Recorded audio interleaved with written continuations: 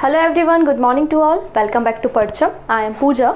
आज हम डिस्कस करने वाले हैं 9 नवंबर के करेंट अफेयर्स। ओके, सबसे पहले बात करते हैं आज के कुछ इंपॉर्टेंट डेज से और उसके बाद बाकी सारे करेंट अफेयर्स को डिस्कस करेंगे। वीडियो के एंड में काफ़ी सारे रिवीजन क्वेश्चंस हैं, उन क्वेश्चंस के आंसर आपको करने हैं और अंत में होगा क्वेश्चन ऑफ द डे जिसका आंसर आप हमें कमेंट सेक्शन में दे सकते हैं।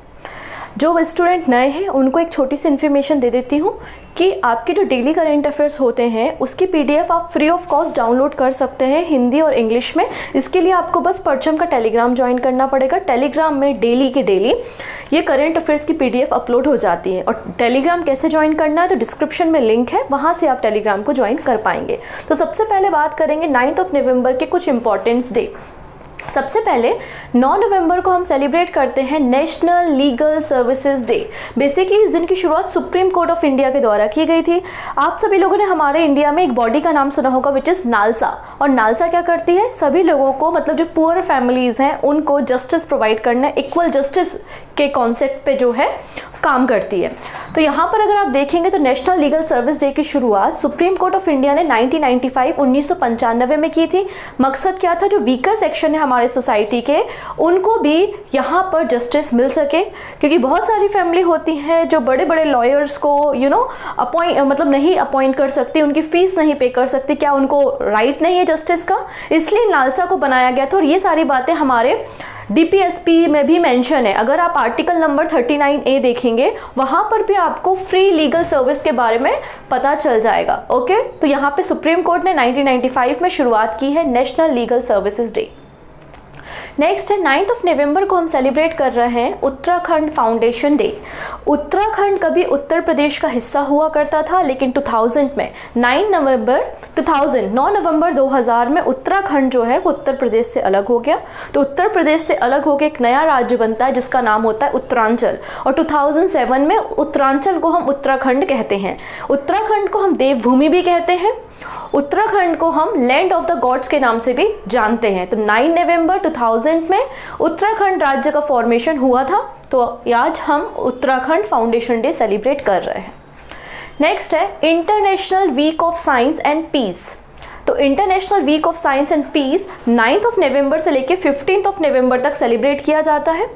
ठीक है, इस पूरे हफ्ते की शुरुआत 1986 में हुई थी और यूनाइटेड नेशन जनरल असेंबली ने इसे रिकॉग्नाइज किया था 1988 में।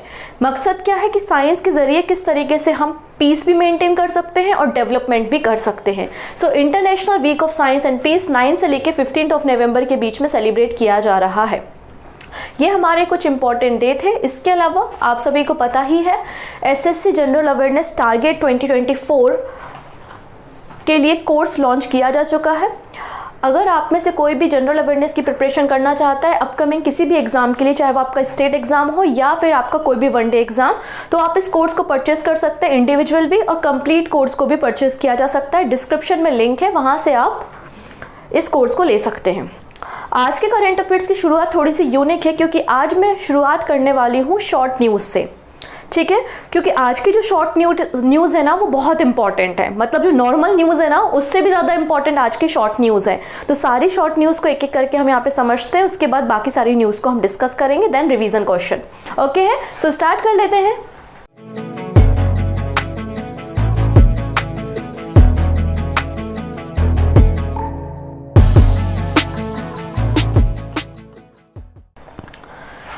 ओके, सबसे पहले बात करेंगे ब्राजीलियन ग्रैंड प्रिक्स के बारे में। तो रिसेंटली ब्राजीलियन ग्रैंड प्रिक्स का टाइटल जीत लिया है मैक्स वर्स्टैपन ने। ब्राजीलियन ग्रैंड प्रिक्स किसने जीता है? तो आंसर हो जाएगा मैक्स वर्स्टैपन ने जीता है।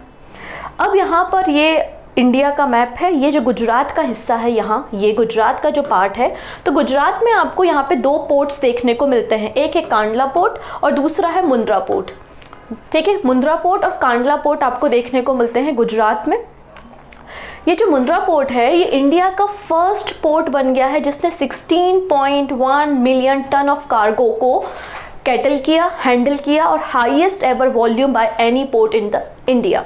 इतना ज़्यादा कार्गो मेंटेन और हैंडल करने का काम अभी तक भारत के किसी भी बंदरगाह में नहीं हुआ, किसी भी पोर्ट में नहीं हुआ। लेकिन कांडला पोर्ट जो है, मुंद्रा पोर्ट जो है गुजरात में, वो इंडिया का पहला ऐसा पोर्ट बन गया है जिसने 16.1 मिलियन टन ऑफ कार्गो जो है वो हैंडल किया है। अभी तक इतना वॉल्यूम किसी और पोर्ट के द्वारा हैंडल नहीं किया गया है। नेक्स्ट बात करते हैं, ये जो पिक्चर दिख रही है ये बहुत इंपॉर्टेंट पर्सनालिटी है, इनका नाम आपको बिल्कुल रट लेना है, दीपिका कुमारी। कौन है ये? तो आंसर हो जाएगा दीपिका कुमारी इनका नाम है। और कौन है ये? आर्चर है, तीरंदाजी से इनका रिलेशन है और ये इंडिया की नंबर 1 वीमेन आर्चर है।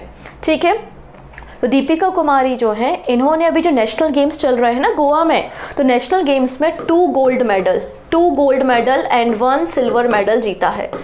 जब हम नेशनल गेम्स को वापस कंक्लूड करेंगे, जब कंप्लीट हो जाएगा मेडल टैली वगैरह, तो हम वापस से कुछ बातें डिस्कस करेंगे जैसा कि हम हमेशा करते हैं।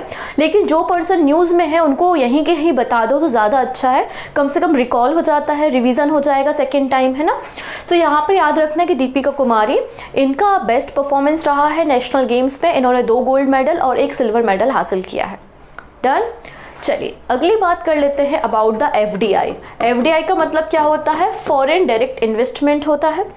जब कोई विदेशी कंपनी भारत के किसी सेक्टर में या किसी कंपनी में इन्वेस्ट करती है तो उसको हम क्या कहते हैं कि वो एफडीआई है, मतलब फॉरेन डायरेक्ट इन्वेस्टमेंट है। पहली बार डिफेंस सेक्टर में 100% एफडीआई को अप्रूवल मिल गया है। So India has approved it's first 100% foreign direct investment in the defence sector. India ने अप्रूव किया है 100% एफडीआई इन डिफेंस सेक्टर, वो भी किस में? तो स्वीडन की जो शाव है, स्वीडन की एक कंपनी है शाव, वो यहाँ पर डिफेंस फैसिलिटी मतलब रॉकेट मैन्युफैक्चरिंग फैसिलिटी इंडिया में बिल्ड होगी और उसमें वो 100% यहाँ पे इन्वेस्टमेंट करने वाले हैं। डन। चलिए अब यहाँ पर हम एक और मैप को स्टडी करते हैं। आपको रशिया दिखाई दे रहा होगा।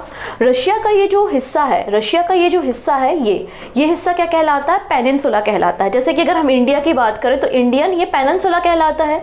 पेनिनसुला का मतलब है लैंड मास का ऐसा एरिया या ऐसा लैंड एरिया जो तीनों तरफ से पानी से घिरा हुआ हो। आपको पता है यहाँ पर आपको अरेबियन सी, इंडियन ओशियन और बे ऑफ बंगाल देखने को मिलेगा, इसलिए हम इस एरिया को क्या कहते हैं? इंडियन पेनिनसुला कहते हैं। वैसे ही ये भी क्या है? पेनिनसुला है, क्योंकि तीनों तरफ से पानी से घिरा हुआ है। और रशिया के इस पार्ट को हम बोलते हैं कमचटका पेनिनसुला। यहाँ पर एक वोल्केनो है जो कि यूरेशिया मतलब क्या होता है? यूरोप और एशिया। यूरेशिया का सबसे हाईएस्ट एक्टिव वोल्केनो है जिसका नाम है क्यूलेचेवस्का सोपोका। इसमें अभी वोल्केनो इरप्शन रिसेंटली देखा गया। ठीक है, तो थोड़ा टफ नाम है, आप इसको 2-3 बार पढ़ेंगे तो एटलीस्ट माइंड में तो सेट हो जाएगा कि कहाँ पर ये वोल्केनो सिचुएटेड है और यहाँ पे वोल्केनो इरप्शन देखा गया है, क्यूलेचेवस्का सोपोका। ओके, नेक्स्ट है अगले जो क्रिकेटर यहाँ पे न्यूज़ में है वो है वेस्ट इंडीज़ के क्रिकेटर जिनका नाम है सुनील नरीन। और इन्होंने अनाउंस कर दिया है इंटरनेशनल क्रिकेट से रिटायरमेंट का। जो फ्रेंचाइजी बेस्ड क्रिकेट होते हैं वो खेलेंगे ये, लेकिन जो इंटरनेशनल क्रिकेट है उससे इन्होंने संन्यास की घोषणा कर दी है। कहाँ के क्रिकेटर हैं? तो आंसर हो जाएगा वेस्ट इंडीज़ के हैं। नेक्स्ट बात करते हैं एक और इंस्टीट्यूट के बारे में विच इज़ एपेडा। अपेडा के बारे में आपने सुना होगा, इसका फुल फॉर्म एग्जाम में पूछा जा सकता है। Agriculture and processed food product export development authority APEDA है, जिसका फॉर्मेशन 1986 में हुआ था और न्यू दिल्ली में इसका हेड ऑफिस है। तो रिसेंटली अपेडा ने एक MOU साइन किया है लुलु हाइपर मार्केट के साथ और इंडिया के जो एग्रीकल्चर प्रोडक्ट है उनको एक्सपोर्ट करेगा और प्रमोट करेगा।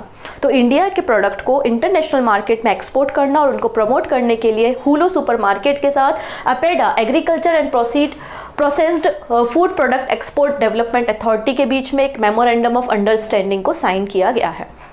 नेक्स्ट बात करते हैं अगेन 37 नंबर की जो नेशनल गेम्स है उसके बारे में। तो महाराष्ट्र जो है वो पहली टीम बन गई है। महाराष्ट्र जो है, महाराष्ट्र के कई सारे एथलीट्स आए होंगे ऑब्वियस सी बात है नेशनल गेम में पार्टिसिपेट करने। तो महाराष्ट्र के जो एथलीट है या महाराष्ट्र की जो टीम है वो अभी तक की सबसे पहली ऐसी टीम बन गई जिसने 200+ मेडल्स को जीता है नेशनल गेम्स में। तो अभी 37 नेशनल गेम्स हो रहे हैं गोवा में और महाराष्ट्र जो है वो पहला स्टेट बन गया, इसकी टीम पहली टीम बन गई है to cross the mark of 200 medal. Clear है। यहाँ पर आप एक और पर्सन का नाम याद रखना चाहे तो रख सकते हैं, मानसी मोहिते इन्होंने 200 नंबर का गोल्ड मेडल यहाँ पर हासिल किया था और ये रिले रेस से एसोसिएटेड है, एक एथलीट है। नेक्स्ट बात करते हैं हम पेरिस मास्टर के बारे में। तो स्टार टेनिस प्लेयर है नोवाक जोकोविच ऑफ सर्बिया। तो सर्बिया के प्लेयर है नोवाक जोकोविच, जिनका रिलेशन टेनिस से है और इन्होंने रिसेंटली पेरिस मास्टर का टाइटल अपने नाम किया है, वो भी 7th टाइम, 7वीं बार। पेरिस मास्टर का टाइटल किसने जीता है? नोवाक जोकोविच ने। इनका रिलेशन किससे है? तो टेनिस से है। किस कंट्री से है? तो सर्बिया से है। ठीक है, नेक्स्ट बात करते हैं गिफ्ट सिटी के बारे में। सो फाइनली यहाँ पे श्री धर्मेंद्र प्रधान, जो कि हमारे एजुकेशन मिनिस्टर भी हैं, and Australian education minister honourable जैसन क्लेयर, इनके बीच में एक MOU साइन किया है और ऑस्ट्रेलिया ने कहा है कि हम अपनी 2 यूनिवर्सिटी के कैंपस गिफ्ट सिटी में ओपन करेंगे। तो ऑस्ट्रेलिया की 2 यूनिवर्सिटी के कैंपस आने वाले हैं कहाँ पे? गिफ्ट सिटी में, गुजरात में। और वो 2 ऑस्ट्रेलियन यूनिवर्सिटी कौन सी है? तो वोलोंगोंग एंड डेकिंस यूनिवर्सिटी। ठीक है, नेक्स्ट, रिसेंटली हमारी जो यूनियन फाइनेंस मिनिस्टर है निर्मला सीतारमण जी, उन्होंने 12 GST सेवा केंद्र को ओपन किया है गुजरात में, GST से रिलेटेड जो भी प्रॉब्लम्स है उनको सॉर्ट आउट करने के लिए। ठीक है, नेक्स्ट बात करते हैं हम जम्मू एंड कश्मीर से।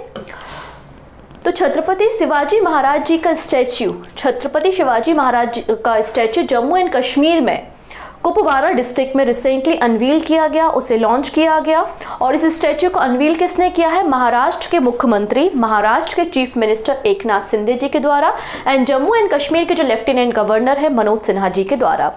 इस स्टैच्यू को कहाँ पर इंस्टॉल किया गया है? तो जो इंडिया पाकिस्तान की बॉर्डर है कुपवाड़ा डिस्ट्रिक्ट में, जहाँ पर तैनात है 41 राष्ट्रीय राइफल, वहाँ पर इसे लॉन्च किया गया है।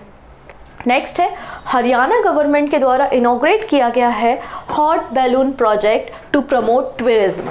तो यहाँ पे पर्यटन को बढ़ावा देने के लिए हॉट बैलून प्रोजेक्ट की शुरुआत किसने की है? तो आंसर हो जाएगा हरियाणा गवर्नमेंट के द्वारा की गई है। ठीक है, डन। तो ये कुछ हमारी शॉर्ट न्यूज़ थी। अब बाकी सारी न्यूज़ को हम एक एक करके यहाँ पे कवर करते हैं। इसके अलावा ये एग्जाम गाइडेंस सेल नंबर और परचम हेल्पलाइन नंबर है 224, आप इन नंबर पे कॉल कर सकते हैं अगर आपको कोई भी डाउट होता है। चलिए, तो सबसे पहले बात करते हैं सर्वेयर जनरल ऑफ इंडिया। तो हितेश कुमार, ये हैं हितेश कुमार एस मकवाना, और इन्हें recently surveyor general of India के रूप में अपॉइंट किया गया है। करेंटली ये एडिशनल सेक्रेटरी थे मिनिस्ट्री ऑफ होम अफेयर्स में। ठीक है, अगर हम बात करते हैं सर्वेयर जनरल के बारे में या सर्वे ऑफ इंडिया के बारे में, तो 1767 में जब ब्रिटिश गवर्नमेंट हुआ करती थी हमारे देश में, उनके द्वारा सर्वे ऑफ इंडिया की स्थापना की गई थी और मेजर जेम्स रेनल पहले पर्सन थे जो कि सर्वेयर जनरल ऑफ इंडिया बने थे। अभी फिलहाल आपको याद करना है सर्वेयर जनरल ऑफ इंडिया कौन बने हैं? हितेश कुमार जी बने हैं। इसके अलावा एक और अपॉइंटमेंट हुई है अनुराग अग्रवाल की। अनुराग अग्रवाल जो कि IAS ऑफिसर है और इन्हें additional secretary finance adviser ministry of external affairs में बनाया गया है। ठीक, अगले जो पर्सन न्यूज़ में है वो कर्नाटका असेंबली के फॉर्मर स्पीकर हैं, जिनका नाम है DB Chandregowda, passed away recently at the age of 87। इनके पास एक अलग तरीके का रिकॉर्ड है। कैसा रिकॉर्ड है? जैसे कि हम बात करते हैं हमारे लेजिस्लेचर में 4 बॉडीज होती हैं, आपकी विधानसभा, विधान परिषद, लोकसभा और राज्यसभा। तो इन चारों बॉडी के ये मेंबर रहे हैं। ठीक है, तो ये इनके बारे में खास बात है। तो आपको याद रखना है कि DB चंद्रेगौड़ा कौन थे? तो आंसर हो जाएगा कर्नाटका असेंबली के फॉर्मर स्पीकर थे और इनका निधन हो गया है, मतलब पॉलिटिशियन थे। ठीक है, अगले जो पर्सन न्यूज़ में है उनका नाम है नैरिस डिसूजा और इनको 19 नंबर का कलाकार पुरस्कार दिया गया है। ठीक है, ये कलाकार पुरस्कार की बात करें तो ये कलाकार पुरस्कार 2005 में शुरू किया गया था। ठीक है, 2005 में इसकी शुरुआत की गई थी। जो भी व्यक्ति कर्नाटका रीजन में डांस के सेक्टर में, कल्चर के सेक्टर में, म्यूजिक के सेक्टर में कोई अपना कंट्रीब्यूशन करता है, उन्हें कलाकार पुरस्कार दिया जाता है। इस साल ये 19 नंबर का एडिशन था और ये 19 नंबर का जो प्रेस्टिजियस कलाकार पुरस्कार है वो अपोलिनेरिस डिसूजा को दिया गया है। ठीक है, अपोलिनेरिस डिसूजा को ये अवार्ड दिया गया है और कोंकणी सिंगर हैं ये। ठीक है, चलिए नेक्स्ट है सैयद मुश्ताक अली ट्रॉफी। तो तो सैयद मुश्ताक अली ट्रॉफी जो है वो हमारे देश का एक डोमेस्टिक T20 क्रिकेट है और इसको ऑर्गेनाइज कराता है BCCI। पहला जो एडिशन हुआ था वो 2009-10 में हुआ था। Recently Syed Mushtaq Ali trophy 2023 conclude हुई है। क्रिकेट से रिलेटेड एक ट्रॉफी है और पंजाब ने पहली बार सैयद मुश्ताक अली ट्रॉफी को लिफ्ट किया है। और किसे डिफीट किया है? तो बड़ौदा की टीम को डिफीट किया है। तो पंजाब की टीम ने बड़ौदा की टीम को डिफीट किया है। For the first time Syed Mushtaq Ali trophy को इन्होंने लिफ्ट किया है। ठीक है, इतनी चीजें। इसके अलावा एक और क्रिकेटर का नाम आप याद रखना चाहो तो रख सकते हो, अनमोल प्रीत सिंह। अनमोल प्रीत सिंह पहले क्रिकेटर बन गए हैं जिन्होंने सैयद मुश्ताक अली ट्रॉफी में सेंचुरी बनाई है। ठीक है, नेक्स्ट बात करते हैं भारत ब्रांड, भारत आटा के बारे में। एक नया इनिशिएटिव है। अगर हम नॉर्मली बात करें तो हमारा जो कंट्री का एक नेशनल एवरेज प्राइस है आटे के लिए वो कितना है? 35.93 रुपीज़ पर केजी। लेकिन यहाँ पे भारत ब्रांड के अंतर्गत भारत आटा इसको लॉन्च किया है गवर्नमेंट ऑफ इंडिया ने, जिसका मैक्सिमम रिटेल प्राइस है 27.50 रुपीज़ पर केजी। ये भारत आटा है। ठीक है, ऐसे ही भारत दाल 60 रुपये पर केजी और भारत प्याज 25 रुपये पर केजी। ठीक है, मतलब भारत दाल और भारत आटे का प्राइस याद रखना, क्योंकि प्याज तो ऐसा है, ये चेंज वेंज होती रहती है, लेकिन भारत आटा और भारत दाल का प्राइस आपको याद रखना है। भारत ब्रांड के अंतर्गत इन दोनों प्रोडक्ट को लॉन्च किया गया है। भारत आटे का प्राइस है 27 रुपये 50 पैसे पर केजी और भारत दाल का प्राइस है 60 रुपये पर केजी। ठीक है, क्योंकि गवर्नमेंट चाहती है कि जो कंज्यूमर्स हैं, स्पेशली जो वीकर सेक्शन के कंज्यूमर्स हैं, उनको थोड़ा सा रिलीफ मिल सके, क्योंकि ये जो कमोडिटीज़ हैं, ये जो प्रोडक्ट हैं वो डेली लाइफ में हमें यूज़ में आते हैं। अच्छा, ये प्रोडक्ट कहाँ पर मिलेंगे, कौन सी दुकानों पे मिलेंगे? तो भारत आटा जो है वो मिलेगा केंद्रीय भंडार में, national agriculture cooperative market federation of India limited मतलब NAFED में, national corporative consumer federation NCCF के द्वारा ये प्रोडक्ट स्टोर्स में अवेलेबल कराए जाएंगे। अब बात करेंगे NAFED। इसका फॉर्मेशन 1958 में हुआ था। ठीक है, ये क्या करती है? तो ये एक इंडियन कॉर्पोरेटिव ऑर्गेनाइजेशन है जो कि एग्रीकल्चर प्रोडक्ट को प्रोक्योर करने का काम और उनकी मार्केटिंग करने का काम करती है। वैसे ही NCCF भी एक एपेक्स ऑर्गेनाइजेशन है जो कि मिनिस्ट्री ऑफ कंज्यूमर अफेयर्स के अंदर काम करता है और एग्रीकल्चर प्रोडक्ट जो है उनको प्रमोट करने का काम करता है।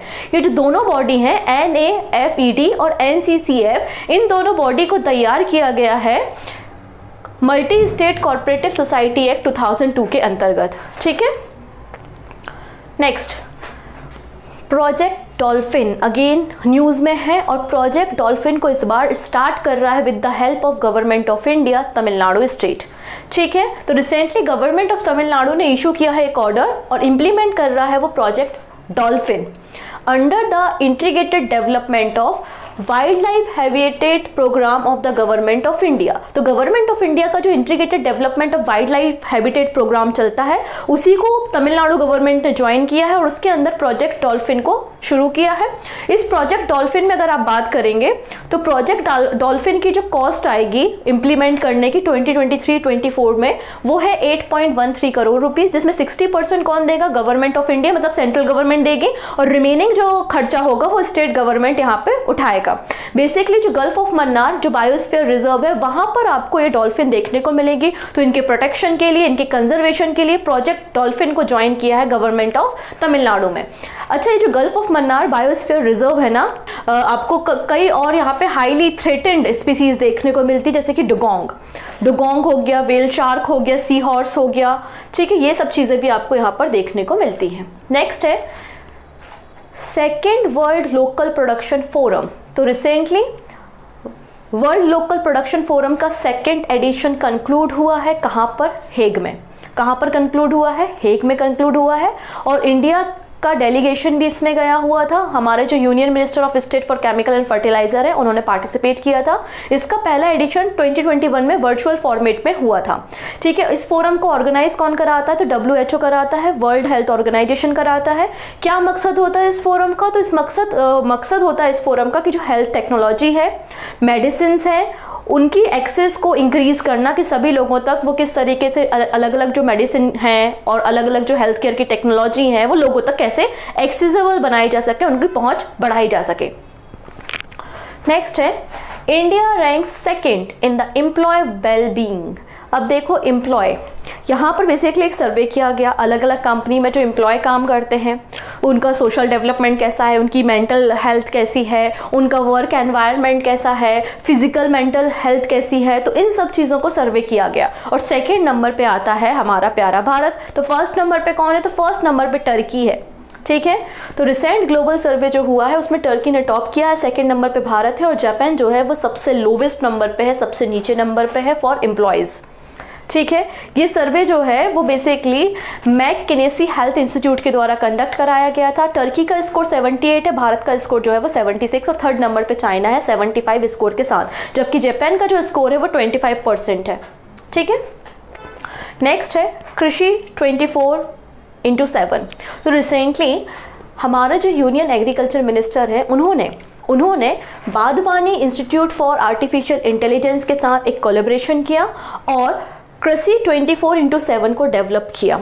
ये भारत का पहला ऑटोमेटेड आर्टिफिशियल इंटेलिजेंस प्लेटफॉर्म है जो कि पावर्ड है google.org से। अब ये प्लेटफॉर्म क्या करता है? तो ये प्लेटफॉर्म जो एग्रीकल्चर से रिलेटेड न्यूज़ होती हैं, अलग अलग जो आर्टिकल्स आते हैं उनको स्कैन करता है और अलग अलग लैंग्वेज में, इंग्लिश के अलावा दूसरी सभी भाषाओं में ट्रांसलेट करने का काम करता है, जिससे एग्जैक्ट इन्फॉर्मेशन जो है वो अलग अलग राज्यों तक पहुंच सके, अलग अलग लोगों तक पहुंच सके और इन आर्टिकल को स्कैन किया जा सके।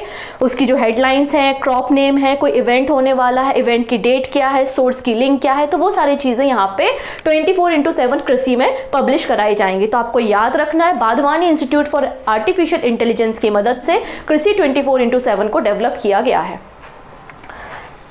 This is the last news. आज हम बात करने वाले हैं about the international solar alliance. आप सभी को पता है इंडियन गवर्नमेंट और फ्रांस का बेसिकली इनिशिएटिव था about the international solar alliance, और इसका अनाउंसमेंट पहली बार 2015 में हुआ था। ये एक ऐसा इंटरनेशनल ऑर्गेनाइजेशन है जिसका हेड ऑफिस मतलब सेक्रेटरीट जो है वो गुरुग्राम हरियाणा में आपको देखने को मिलेगा। बेसिकली जो ट्रॉपिक ऑफ कैंसर से लेकर ट्रॉपिक ऑफ कैप्रिकॉर्न मतलब कर्क रेखा से मकर रेखा के बीच में जो कंट्रीज आती हैं जहाँ पे हमेशा सनलाइट अवेलेबल होती है, उन सारे देशों को साथ में लाके ज़्यादा से ज़्यादा सोलर एनर्जी को इस्तेमाल करना इंटरनेशनल सोलर अलायंस का मकसद है। तो यहाँ पर अगर हम बात करेंगे तो लगभग 120 कंट्रीज ऐसी हैं जिन्होंने या तो पार्शली साइन कर दिए हैं या फिर इंटरनेशनल सोलर अलायंस को ज्वाइन कर रखा है या फिर उस पर चर्चा चल रही है। यहाँ पे 95th नंबर का कंट्री बन गया है चिली, जिसने 95th नंबर मेंबर की तरह इंटरनेशनल सोलर अलायंस को ज्वाइन किया है। तो चिली ने रिसेंटली 95th नंबर की तरह इंटरनेशनल सोलर अलायंस को ज्वाइन किया है, तो ये 95th नंबर की कंट्री बन गई है और यहाँ पे फाइनली इंस्ट्रूमेंट जो रेटिफिकेशन के लिए होता है उसे साइन किया गया है। क्लियर है इतनी चीजें? चलिए अब कुछ क्वेश्चंस की तरफ बात कर लेते हैं। तो पहला क्वेश्चन है, first Australia India education and skill counselling meeting कहाँ पर हुई है? तो IIT गांधीनगर में ये पहली मीटिंग हुई है, 2011 में ये संस्था बनी थी। नेक्स्ट है, प्रधानमंत्री गरीब कल्याण अन्न योजना को कितने साल के लिए बढ़ा दिया गया है? तो 5 सालों के लिए इस योजना को रिसेंटली बढ़ा दिया गया है और कोविड के समय ये राहत पैकेज की तरह इसे लॉन्च किया गया था। नेक्स्ट है, कौन सा एकमात्र ऐसा बैंक है जो कि इलेक्टोरल बॉन्ड को इनकैश करने की अथॉरिटी रखता है? मैंने आपको इलेक्टोरल बॉन्ड के बारे में बताया था पहले भी, और कौन सा बैंक है? तो SBI है, ठीक है, SBI state bank of India. Next बात करते हैं, iconic change maker of the year 2023 award किसे मिला है? तो अमूल को दिया गया है। अमूल, ऑप्शन ए बिल्कुल करेक्ट है। Who has become the first batter to be the timed out in the international cricket? तो आंसर हो जाएगा Angelo Matthew, option D. Next है, 24th एशियन आर्चरी चैंपियनशिप 2025 में कौन होस्ट करने वाला है? तो Bangladesh is the right answer, option D बिल्कुल करेक्ट हो जाएगा। नासा के एस्ट्रोनॉट थॉमस किनेथ ही पास्ड अवे रिसेंटली। पूछा जा रहा है कि इनका रिलेशन किस मिशन से था? सो अपोलो 13 से ये रिलेटेड थे, ऑप्शन डी। कौन सा कंट्री है यहाँ पे नया मेंबर बन गया है ISA का? सो आंसर हो जाएगा चिली, 95th नंबर का मेंबर बन गया है। नेक्स्ट है, which team won the title of Syed Mushtaq Ali trophy? तो आंसर है पंजाब, पहली बार ये पंजाब का पहला टाइटल है और बड़ौदा को यहाँ पर बड़ौदा की टीम को इन्होंने डिफीट किया है। वर्ल्ड लोकल प्रोडक्शन फोरम की सेकेंड मीटिंग कहाँ पर हुई है? सो आंसर हो जाएगा यहाँ पर हेग में हुई है। फर्स्ट मीटिंग 2021 में हुई थी, वर्चुअल हुई थी, और WHO का ये इनिशिएटिव है, ठीक है। इतनी बातें आपको पता होनी चाहिए। नेक्स्ट है, प्रोजेक्ट डॉल्फिन इम्प्लीमेंट करने के लिए किस स्टेट गवर्नमेंट ने यहाँ पे अप्रूवल दिया है? सो आंसर हो जाएगा Tamil Nadu state. Gulf of Mannar में बेसिकली से लगाया जाएगा। नेक्स्ट है विच player won the Paris master title? तो टेनिस में पेरिस टाइटल मास्टर किसने जीता है? तो आंसर हो जाएगा नोवाक जोकोविच, जो कि सर्बिया के टेनिस खिलाड़ी हैं। चलिए, ये क्वेश्चन मैंने डिस्कस नहीं किया है, लेकिन अभी डिस्कस कर लेते हैं हम। आप लोग अभी आजकल मैच तो देख ही रहे होंगे, वर्ल्ड कप, और यहाँ पर एक पर्सन है, ऑस्ट्रेलिया के क्रिकेटर है, ऑस्ट्रेलिया के क्रिकेटर है जिनका नाम है गैलन मैक्सवेल, और इन्होंने डबल सेंचुरी लगाई है। तो who has become the batsman to score the fastest double century in the ODI world cup history? So answer हो जाएगा Australian cricketer Glenn Maxwell. Option D, कल पूरे दिन न्यूज़ में थे वो, है ना। चलिए, इस क्वेश्चन का आंसर हमको कमेंट में देना है कि प्रधानमंत्री गरीब कल्याण अन्न योजना, जिसको अभी 5 साल के लिए बढ़ा दिया गया है, आखिरकार इसको लॉन्च कब किया गया था? 4 ऑप्शंस आपको दिखाई दे रहे हैं। जो भी सही आंसर होगा आप हमें कमेंट में दीजिएगा। बाकी सारी बातें आने वाले वीडियो में करते हैं। So take care and bye bye.